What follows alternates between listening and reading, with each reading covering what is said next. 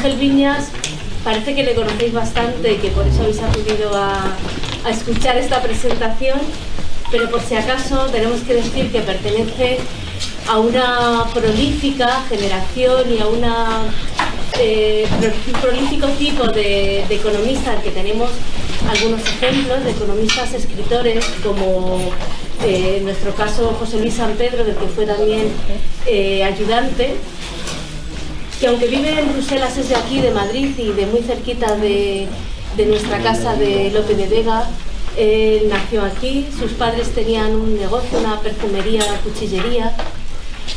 Probablemente hubiese seguido con el negocio si no fuese por lo que pasa en la vida de muchas personas, que se cruza algún profesor, algún librepensador que inspira el gusto por el estudio y el gusto por preguntarse cosas.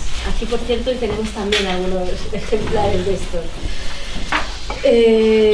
Y así empezó una vida académica en la que aprovechó bien todas sus oportunidades. Empezó aprendiendo alemán, pues aprovechando lo que tenía cerca, una vecina que le pudo enseñar.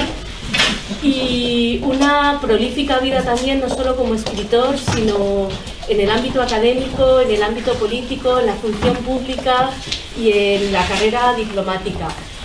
Y aquí, aunque el currículum es largo, hemos hecho un resumen, y para el resumen incluso hay que coger un poquito de...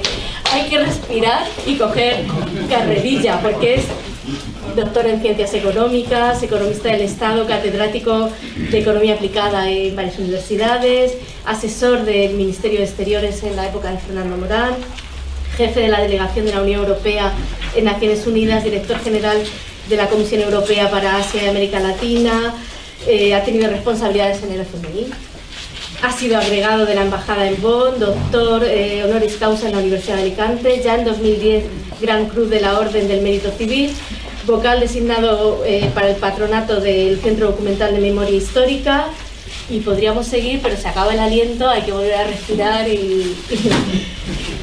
y junto a todo esto tiene una pasión, la pasión por investigar, por querer saber y sobre todo por cuestionar las cosas que se dan por sabidas. No sabemos si herencia de los maestros librepensadores.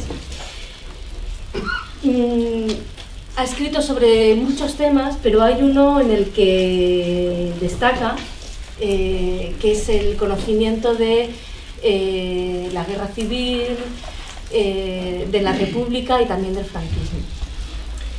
Bueno, es una pasión por la que ya le han anunciado que irá seguro al infierno, no sé si lo sabe. Tengo ya El caso es que fruto de esta tarea, en 1976 escribe un libro sobre el oro español en la guerra civil. Ese libro es retenido y no se desbloquea hasta 1977. Y en este libro aparecen ya muchas de las cosas que van a seguir.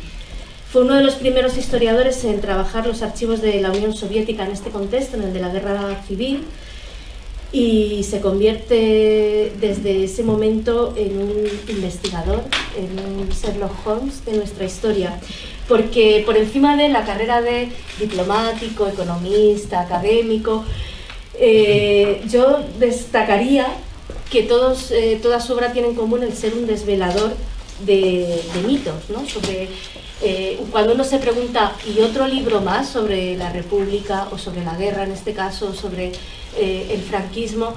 Pues sí, otro libro más, porque es una etapa sobre la que sabemos muchas cosas, pero muchas cosas fake, un relato que ha ocultado la realidad de lo que ocurrió. Y para eso hace falta cuestionarse y levantar a ver qué hay debajo, qué es lo que hace en este último libro que presentamos y en muchos más. Para eso hay que enfrentarse primero con los mitos, con las leyendas del oro de la República, de la violencia y la falta de orden que la antecedieron, de los ataques a la Iglesia, leyendas incluso sobre el propio dictador, sobre su propia personalidad, y sobre el propio golpe, ocultando que el golpe fue un golpe forjado desde el primer momento en el que aparece la República y que interesaba fundamentalmente a las élites, a las oligarquías corruptas, a los que ganaban. Como buen economista se pregunta lo que se tiene que preguntar: ¿quién quiere, a quién le interesa, quién sale ganando y quién sale perdiendo? Y es esa pregunta la que permite levantar y ver lo que hay debajo. Levantar y ver lo que hay debajo no es fácil, no solamente porque los mitos están muy consolidados y el relato muy instalado, sino porque la protección de ese mito forma parte también de la tarea que tiene que hacer un historiador, y se tiene que enfrentar no solamente a descubrir, sino luego a publicar. Ocurrió en 1976 y entiendo que sigue siendo una tarea difícil seguir levantando esos velos. Dicen de él que es calmado, que es alegre, que es un diplomático inconformista, que tiene esta imagen siempre con su pajarita, con la que nos visita hoy, pero que es su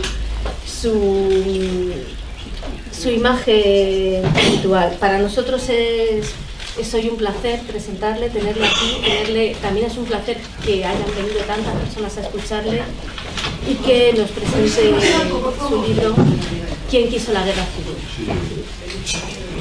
¿No se oye bien?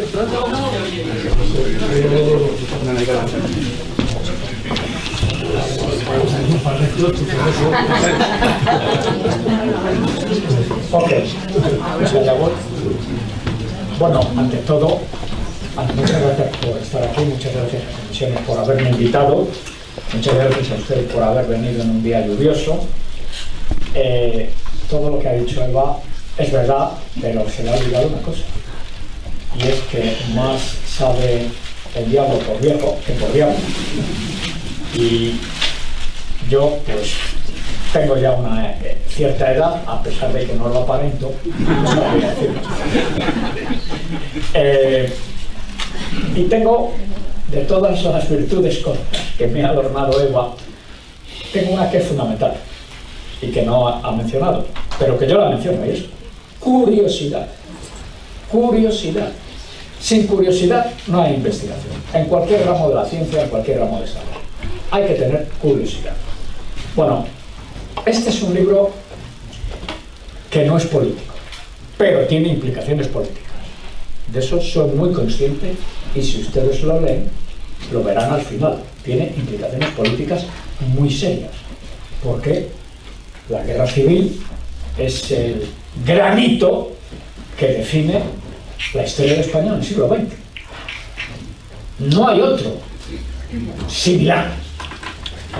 Es una guerra que escinde radicalmente a la sociedad española y que inaugura un periodo de dictadura que dura nada más y nada menos que 40 años. Yo nací poco después de la guerra y, claro, pues viví toda esa etapa en fin, de niño y de joven adulto y de medio adulto. Entonces, preguntarse quién quiso la guerra civil es una pregunta fundamental que yo he tardado mucho tiempo en plantear. Mucho tiempo en plantear. ¿Por qué? Porque sobre la guerra civil, en términos generales, se ha dicho casi todo lo que hay que decir, o que se puede decir.